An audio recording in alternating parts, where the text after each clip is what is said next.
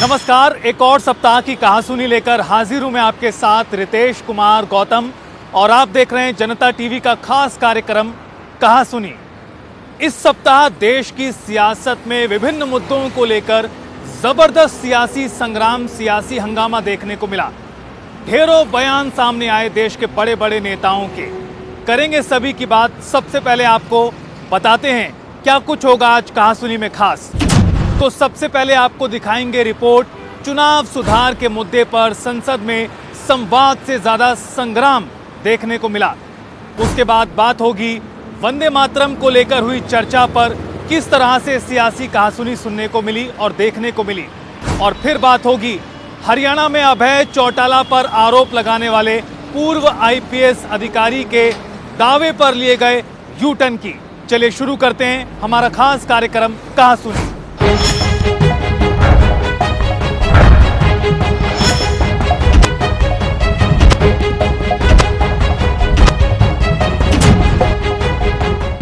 और चलिए सबसे पहले आपको दिखाते हैं इस सप्ताह घटित हुई देश की सबसे बड़ी सियासी कहासुनी की रिपोर्ट। दरअसल संसद में चुनाव सुधार के मुद्दे पर हुई चर्चा में लोकसभा में नेता प्रतिपक्ष राहुल गांधी और केंद्रीय गृह मंत्री अमित शाह के बीच तीखी नोकझोंक हो गई। एक तरफ से जहां राहुल गांधी ने अमित शाह को डिबेट की चुनौती दी तो सामने से भड़कते हुए अमित शाह ने भी करारा जवाब दिया। देखिए रिपोर्ट। संसद में संवाद से ज्यादा संग्राम, देश के दो बड़े नेताओं में कहासुनी। वोट चोरी के मुद्दे पर जबरदस्त टकराव। Let us have a debate on the press conference. Okay. Amit Shah ji, I challenge you to have a debate on the three press conferences. आपकी मुंसफी से संसद नहीं चलेगी। मेरे यहाँ बोलने का क्रम मैं तय करूंगा। इस तरह से नहीं चलेगी संसद। चुनाव सुधार पर बीते दिनों संसद में हुई चर्चा शुरुआत के साथ ही संग्राम में बदल गई, जहां सत्ता पक्ष और विपक्ष में सिर्फ कहासुनी ही नहीं बल्कि तीखी नोकझोंक भी सुनने को मिली। देश के दो बड़े नेता, लोकसभा में नेता प्रतिपक्ष राहुल गांधी और केंद्रीय गृह मंत्री अमित शाह वोट चोरी से जुड़े मुद्दे पर आमने सामने आ गए। जहां 9 दिसंबर को राहुल गांधी ने लोकसभा में अपनी बात रखते हुए सरकार, चुनाव आयोग और आरएसएस पर निशाना साधा। राहुल गांधी का भाषण भी सुनाएंगे, लेकिन उससे पहले जो 10 दिसंबर को हुआ वो बताते हैं। दरअसल अमित शाह ने राहुल गांधी के आरोपों पर जवाब देना शुरू किया तो इस बीच राहुल गांधी ने कुछ और सवाल उठा लिए। इस पर अमित शाह भड़क गए और कहा कि मेरे बोलने का क्रम मैं तय करूंगा, आप नहीं। शाह ने कहा कि संसद आपकी मर्जी से नहीं चलेगी। इस दौरान शाह काफी आक्रोशित नजर आए। पुनर्निरीक्षण से सुधरना है, मगर आप गहन पुनर्निरीक्षण को वोट चोरी कह रहे हो। मान्यवर, वोट चोरी किसको कहते हैं वो मैं बताना चाहता हूं। और हमारे यहाँ कुछ परिवार ऐसे हैं जो पूछते नहीं वोट चोरी करते। अच्छा बोलिए आप। हाँ बोले आप बोले। हाँ बोले आप बोले। स्पीकर सर, मेरा कल एक सवाल था जो हिंदुस्तान के इतिहास में पहली बार डिसीजन लिया गया कि इलेक्शन कमिश्नर्स को फुल फुल इम्यूनिटी दी जाएगी। ठीक है, ये है ना, इसका जवाब इसका पीछ मैं खत्म नहीं किया सर। इसके पीछे जो थिंकिंग थी वो हमें सबसे पहले बताएं। ठीक है। दूसरी बात, नहीं हरियाणा की जहां इन्होंने बात की, इन्होंने एक उदाहरण लिया, वहां पर अनेक उदाहरण हैं। वो भी आपने दिया था ना। 19 वो भी आपने दिया था, इसलिए दिया वो भी। 19 लाख वहां पे फेक लोग, वो उदाहरण आपने दिया था, इसलिए उसका जवाब दिया। और ये भी हमें बता दीजिए, actually let us have a debate on my press conference. Let us go. Let us have very good idea. Let us have a debate on the press conference. Okay.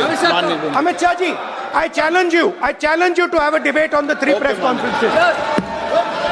Please. ठीक है, बैठ जाए। प्लीज बैठ जाए। मान्य, please मान्य, आपने बात की थी, प्लीज। डिबेट ही तो चल रही है। प्रदेश में और हरियाणा में दोनों चुनाव में वोट कैसे दे रहे हैं? प्लीज ये भी जवाब दे दीजिए। माननीय गृह मंत्री जी। मान्यवर, पहली बात मैं स्पष्ट करना चाहता हूं, मैं 30 साल से विधानसभा और संसद में जनप्रतिनिधि के रूप में चुनकर आता हूं। मुझे लंबा अनुभव है संसदीय प्रणाली का। विपक्ष के नेता महोदय कहते हैं कि पहले मेरी बात का आप जवाब दीजिए, मैं सुनना चाहता हूं। आपकी मुनसफी से संसद नहीं चलेगी। मेरे आप बोलने का क्रम मैं तय करूंगा। इस तरह से नहीं चलेगी संसद। मान्यवर, उनको धैर्य रखना चाहिए, उनको धैर्य रखना चाहिए मेरा जवाब सुनने का। इनकी एक एक बात का जवाब मैं दूंगा, मगर मेरे भाषण का क्रम वो तय नहीं कर सकते, मैं करूंगा, क्योंकि मैं बोल रहा हूं। मान्यवर,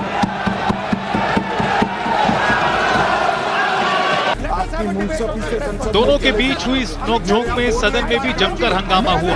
बीच बचाव करने आए स्पीकर भी राहुल गांधी को नसीहत देने लगे। इधर शाह बोले कि मैं 30 साल से संसद या विधानसभा में चुनकर आ रहा हूं, ऐसा कभी नहीं हुआ। मेरे बोलने का क्रम मैं ही तय करूंगा, आप नहीं। इस पर राहुल गांधी ने कहा कि ये डरा और घबराया हुआ रिस्पॉन्स है, ये सही रिस्पॉन्स नहीं है। क्या गलत बोला उन्होंने? उन्होंने यही बोला, आपने जो बात उठाई है मुझे कब बोलना है मैं तय करूंगा, यही बोला ना। उसमें क्यों उत्तेजित हो रहे हो आप? हाँ, आपके 2-2 मिनट में खड़े होने से थोड़ी जवाब देते रहेंगे। नो, माननीय गृह मंत्री, नहीं हो सकता। मैं आपको फिर मौका दूंगा, आपको मौका दूंगा आपको। हाँ बोलिए, बोलिए सर, ये बोलिए। आपने अगर अमित शाह जी का रिस्पॉन्स देखा तो ये कंप्लीटली डिफेंसिव रिस्पॉन्स है। ये घबराया हुआ रिस्पॉन्स है, ये डरा हुआ रिस्पॉन्स है। अब सुनिए पूरी बात, प्लीज मानिए। नो, सच्चा रिस्पॉन्स नहीं है। माननीय गृह मंत्री जी, मान्यवर, आपके चेहरे पर बैठो। मान्यवर, आपके चेहरे पर चिंता की लकीरें मैं देख रहा हूं कि मैं क्या बोलूंगा। मैं उनके उकसावे में नहीं आऊंगा, मैं मेरे विषय पर बोलूंगा। मान्यवर, मैंने इतना ही कहा कि मेरे भाषण का क्रम मैं तय करूंगा। मेरे भाषण का पहले क्या बोलना, बाद में क्या बोलना, मैं तय करूंगा। और मैं मानता हूं कि हर एक वक्ता का ये अधिकार है, उनका भी है, मेरा भी है। कल वो बोल रहे तो हम ऐसा थोड़ी ना बोले आप झूठ क्यों बोल रहे हो।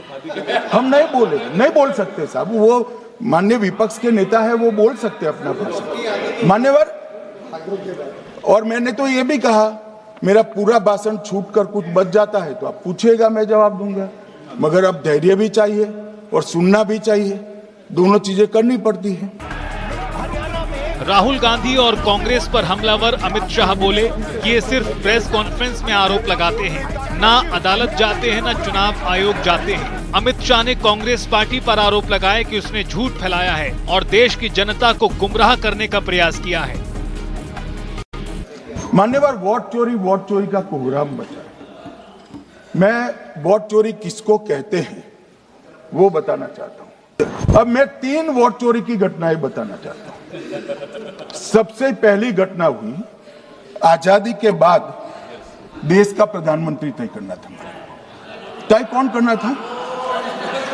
तो उस वक्त के जितने प्रांत थे, इसके कांग्रेस के अध्यक्षों ने, उनके एक वोट से तय होना था। अब 28 वोट श्री सरदार पटेल को मिले और 2 वोट जवाहरलाल नेहरू जी को मिले।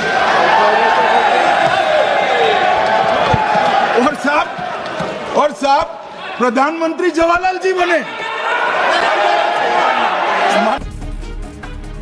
तो वहीं इससे एक दिन पहले यानी 9 दिसंबर को राहुल गांधी ने वोट चोरी को सबसे बड़ा देशद्रोह बताते हुए कहा कि देश के लोकतंत्र को नुकसान पहुंचाने के लिए बीजेपी चुनाव आयोग का इस्तेमाल कर रही है। साथ ही उन्होंने आरएसएस पर भी निशाना साधा और कहा कि आरएसएस सभी संस्थाओं पर कब्जा करना चाहता है।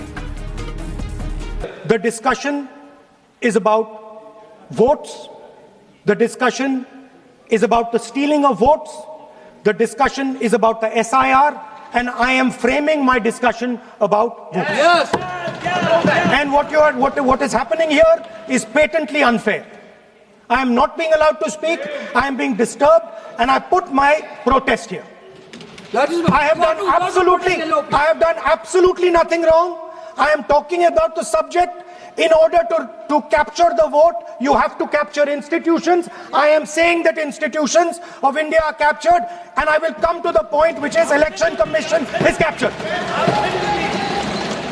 So, the project of the RSS was to capture the institutional framework of the country. तो वहीं इस पूरे मामले को लेकर हरियाणा के मुख्यमंत्री नायब सिंह सैनी और पूर्व मुख्यमंत्री भूपेंद्र हुड्डा के भी बयान सामने आए, वो भी सुनिए। जो अमित शाह जी ने लोकसभा के अंदर इस विषय के ऊपर बात को रखा है, उसका पूरा डीएनए आदरणीय अमित शाह जी ने वो प्रस्तुत किया है। जन्म से लेकर के कांग्रेस के इस समय तक क्या क्या उनके क्रियाकलाप रहे हैं, किस प्रकार से इन्होंने लोकतंत्र को दबाने का काम किया, किस प्रकार से इन्होंने संविधान की धज्जियां उड़ाने का काम किया, किस प्रकार से कांग्रेस पार्टी ये कोर्ट को भी नहीं मानती थी, ये अपने आप को भी कोर्ट से ऊपर मानते थे। और जवाब इलेक्शन कमीशन क्यों नहीं दे रहा? इसका मतलब ये है इलेक्शन कमीशन की जो निष्पक्षता पर सवाल यह निशान है। निष्पक्ष नहीं, पक्षकार है और जवाब नहीं दे रहे। राहुल जी ने पार्लियामेंट में कहा इलेक्शन कमीशन क्यों जवाब दे रहा? जवाब नहीं दे रहे, ये तो सारा बात साबित होगी, इसमें तो कोई वो है नहीं, क्यों नहीं जवाब देते? संसद का चालू शीतकालीन सत्र लंबे समय तक याद रखा जाएगा, क्योंकि 9 और 10 दिसंबर को लोकसभा में जिस तरह की तीखी बहस हुई उसकी संभावनाएं तो थी, लेकिन कब होगा ये नहीं पता था। स्पेशल डेस्क, जनता टीवी। देश की संसद में इस सप्ताह चुनाव सुधार के साथ साथ वंदे मातरम के 150 वर्ष पूरे होने के मौके पर भी चर्चा हुई। इस दौरान सत्ता पक्ष और विपक्ष की तरफ से तमाम नेताओं ने अपने अपने भाषण दिए, वक्तव्य रखे, लेकिन इस मुद्दे पर भी दोनों तरफ से एक दूसरे को घेरने का, निशाना साधने का कोई मौका नहीं छोड़ा गया। देखिए इस रिपोर्ट में। वंदे मातरम पर सियासी कहासुनी, संसद में पक्ष विपक्ष में जोरदार बहस, एक दूसरे पर किया गया कटाक्ष।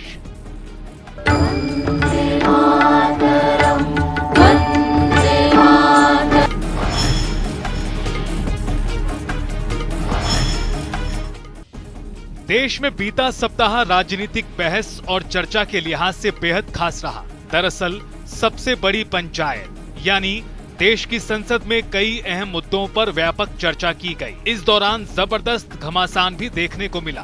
देश के स्वतंत्रता संग्राम के दौरान गणतंत्र की भावना और राष्ट्रीय एकता का प्रतीक बने वंदे मातरम को उसके 150वें वर्षगांठ के अवसर पर 8 दिसंबर को लोकसभा में और 9 दिसंबर को राज्यसभा में वंदे मातरम पर खास चर्चा आयोजित की गई, जिसकी शुरुआत पीएम मोदी ने सोमवार को लोकसभा में की। उन्होंने 1 घंटे की स्पीच में कहा कि वंदे मातरम अंग्रेजों को करारा जवाब था। ये नारा आज भी प्रेरणा देता है। इसके बाद पीएम मोदी ने प्रथम प्रधानमंत्री जवाहरलाल नेहरू पर और कांग्रेस पर भी जमकर निशाने साधे और कहा कि वंदे मातरम जब देश की ऊर्जा और प्रेरणा का मंत्र बन रहा था और स्वतंत्रता संग्राम का नारा बन गया था, तब मुस्लिम लीग के विरोध की राजनीति और मोहम्मद अली जिन्ना के दबाव में कांग्रेस झुक गई। वंदे मातरम इतना महान था, जिसकी भावना इतनी महान थी, तो फिर पिछली सदी में इसके साथ इतना बड़ा अन्याय क्यों हुआ?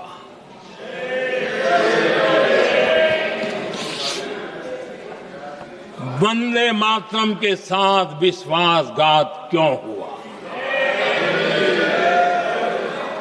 लेकिन इतिहास इस बात का गवाह है कि कांग्रेस ने मुस्लिम लीग के सामने घुटने टेक दिए और मुस्लिम लीग के दबाव में किया, और कांग्रेस का ये तुष्टीकरण की राजनीति को साधने का एक तरीका था। आदरणीय अध्यक्ष जी, तुष्टीकरण की राजनीति के दबाव में कांग्रेस वंदे मातरम के बंटवारे के लिए झुकी। इसलिए कांग्रेस को एक दिन भारत के बंटवारे के लिए झुकना पड़ा।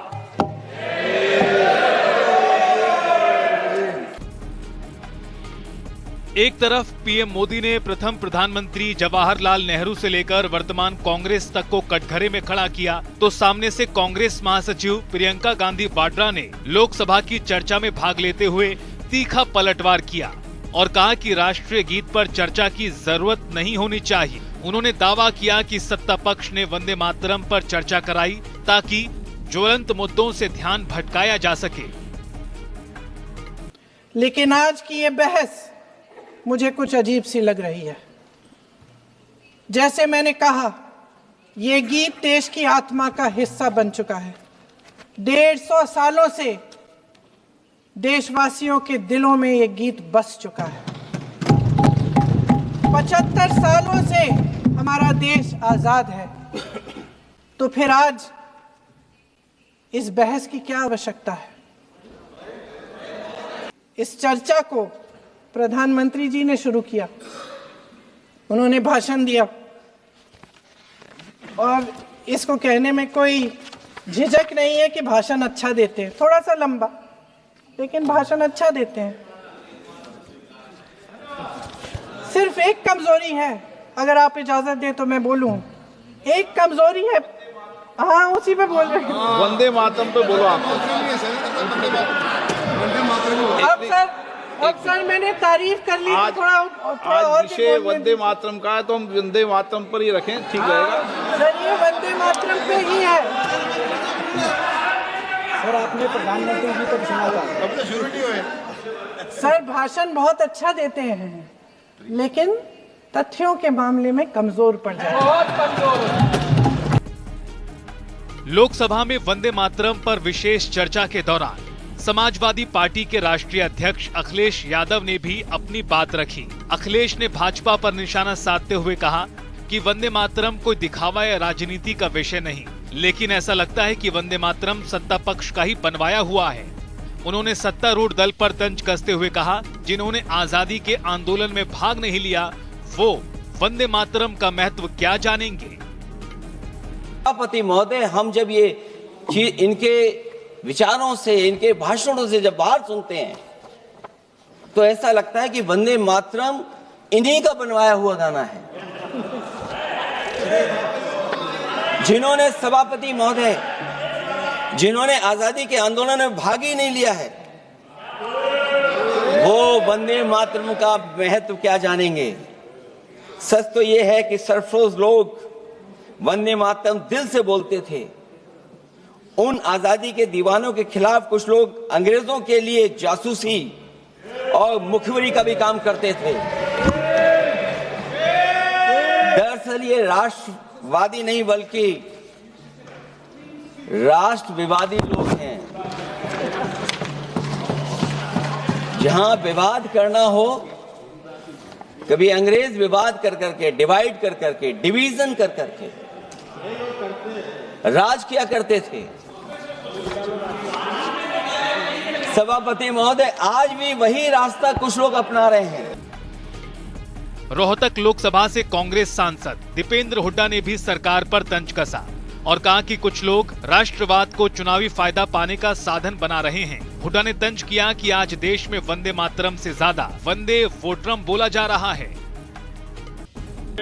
आज मैं देखता हूं तो दुख होता है जब राष्ट्रवाद को वोटवाद के लिए प्रयोग करने के प्रयास होते हैं। मातृभक्ति पवित्र होनी चाहिए। अपनी राजनीतिक शक्ति बटोरने के लिए मातृभक्ति का प्रयोग नहीं होना चाहिए। वंदे मातरम, कुछ लोग वंदे मातरम से ज्यादा वंदे मातरम का उच्चारण वंदे वोटरम के लिए करते हैं। और कर रहे हैं। आज ये देख रहा है देश। एक तरफ लोकसभा में जबरदस्त चर्चा दोनों तरफ से देखने को मिली, तो ऐसा ही नजारा अपर हाउस राज्यसभा में भी नजर आया। 9 दिसंबर को चर्चा की शुरुआत करते हुए केंद्रीय गृह मंत्री अमित शाह ने अपनी बात रखी। पीएम मोदी की तरह अमित शाह ने भी इस चर्चा के दौरान कांग्रेस पर तुष्टीकरण की राजनीति का आरोप लगाया। मेरे जैसे कई लोगों का मानना है कांग्रेस पार्टी को पसंद आए ना आए, अगर वंदे मातरम के तुष्टीकरण की नीति के तहत 2 टुकड़े न करते तो देश का बंटवारा नहीं होता और देश पूरा होता। मान्यवर। तो वहीं राज्यसभा में विपक्ष के नेता एवं कांग्रेस राष्ट्रीय अध्यक्ष मल्लिकार्जुन खड़गे ने कहा कि बीजेपी और पीएम नरेंद्र मोदी को कांग्रेस की बुराई करने की आदत पड़ चुकी है।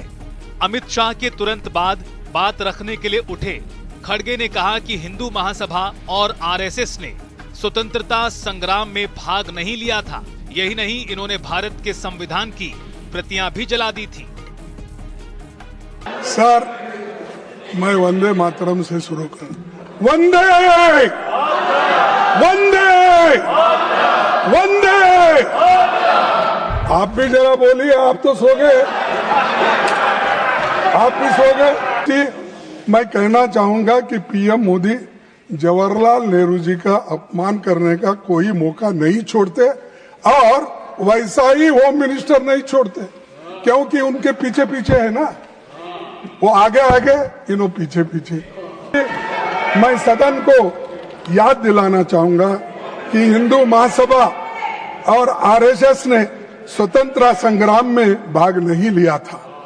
उन्होंने महात्मा गांधी, पंडित नेहरू और अंबेडकर के पुतले यही रामलीला मैदान पे जलाए। ये इतिहास है, आप पढ़िए। और जो संविधान को मानने वाले नहीं हैं और हमसे बार बार कहते हैं कि तुम क्या किए, तुम क्या करें, क्या तुम्हारे घर में नौकरी करना। देश की संसद में भारत के राष्ट्रीय गीत वंदे मातरम पर जोरदार बहस और चर्चा हुई। इसकी ऐतिहासिकता से लेकर देश की आजादी के आंदोलन में इसका कितना असर रहा, तमाम बिंदुओं पर चर्चा की गई। तो साथ ही साथ दोनों पक्षों ने एक दूसरे को घेरने और राजनीतिक पॉइंट हासिल करने का भी कोई मौका नहीं छोड़ा।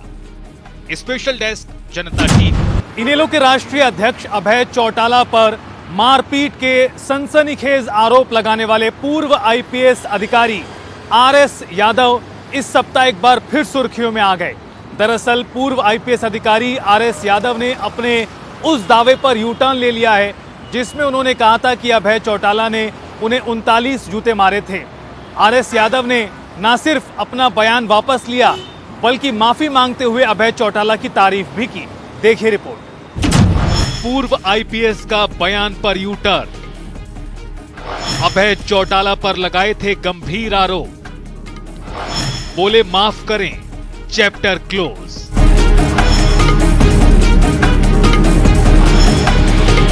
बीते दिनों इनेलो राष्ट्रीय अध्यक्ष अभय चौटाला पर एक सनसनीखेज बयान देकर सुर्खियों में आए पूर्व आईपीएस आरएस यादव ने एक बार फिर सभी को चौंका दिया है। दरअसल गुजरात कैडर के रिटायर्ड आईपीएस राम सिंह यादव ने अपने पुराने बयान पर यू टर्न ले लिया। उन्होंने वीडियो जारी कर कहा कि उन्होंने कभी नहीं कहा कि उनको चौधरी अभय चौटाला ने जूते मारे थे। पूर्व अधिकारी बोले कि अभय चौटाला एक अच्छे राजनेता हैं और वो अभय सिंह चौटाला जी के अच्छे राजनीतिक भविष्य की कामना करते हैं। ऐसा नंदल साहब, इसमें it is not a conspiracy against Chautala साहब, ऐसा कोई इरादा नहीं था। धर्मेंद्र भाई कवारी आए और ये तो रूटीन में संसद बता रहे थे, उसमें ऐसी बातें आ गई। मेरा कोई भी उनको हर्ट करने का, उनकी मानहानि का, उनका पॉलिटिकल नुकसान करने का इरादा बिल्कुल नहीं था। फिर भी वो हर्ट हो गए हो तो मैं क्षमा चाहता हूँ। पूर्व आईपीएस ने अपने बयान को लेकर उठे विवाद पर विस्तृत सफाई देते हुए कहा कि उनके शब्दों को गलत संदर्भ में समझा गया, जबकि न उनकी नियत किसी को बदनाम करने की थी, न ही किसी राजनीतिक साजिश का हिस्सा बनने की। उन्होंने अपने बयान के लिए माफी भी मांगी। और वो राजनीति में कामयाब हो, हर इंसान बदलता रहता है, वो अभी उनमें सुधार भी हो रहा है। तो मैं उनके